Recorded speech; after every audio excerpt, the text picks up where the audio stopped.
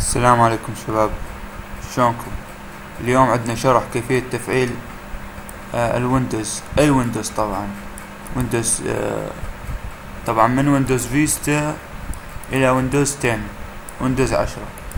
المهم نجي نحمل هذا البرنامج. راح أرفع لكم اللينك بالديسكريبشن. راح أرفع لكم اللينك بالديسكريبشن إن شاء الله. المهم نجي نفتحه run as administrator.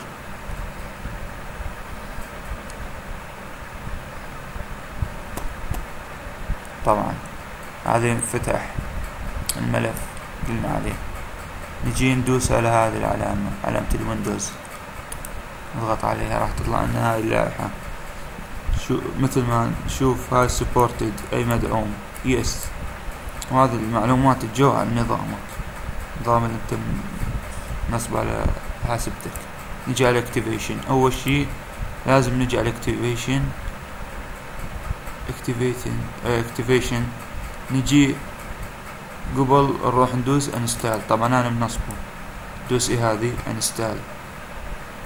نجي بعد ذاك لما تكمل دوس activate. طبعا ما نشوف ندوس activate. راح ننتظر شوية عملية تطور 30 ثانية حسب نوع حاسبتك طبعا.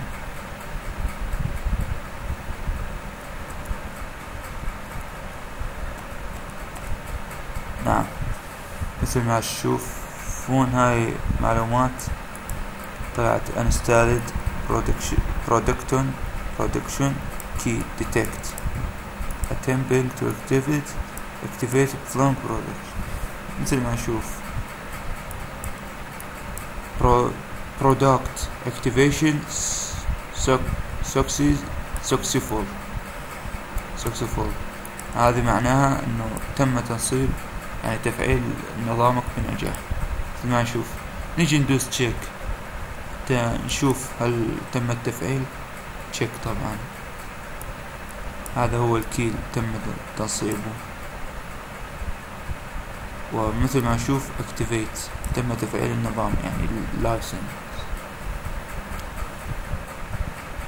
مثل ما نشوف هاي المعلومات. وهذا البرنامج مثل ما قلنا يفعل الأنظمة من فيستا إلى ويندوز 10. مثل ما تشوفون هذه product selection. مثل ما نشوف هذا من فيستا إلى ويندوز 10 سيرفر. وهنا اديشن يعني الاصدار. سنروح ويندوز 8.1. انا عندي كور ان. ندوس تشيك حتى نشوف الكي. هذا يعني طبعا هاي الشي خارج، يعني هاي انت تقدر تشوف الكيز، يعني الارقام السرية الخاصة باي نظام، يعني خارج هاي. فهذا لا تلعب به اذا يعني من خارج تفعيل الويندوز. هذا هيك فقط، يعني نشوف الكود. هذا كود مثلا على ويندوز 8.1 كور ان. هذا مثل ما نشوف. وبهذا يعني خلص شرحنا. شكرا لكم على المتابعة. لا تنسوا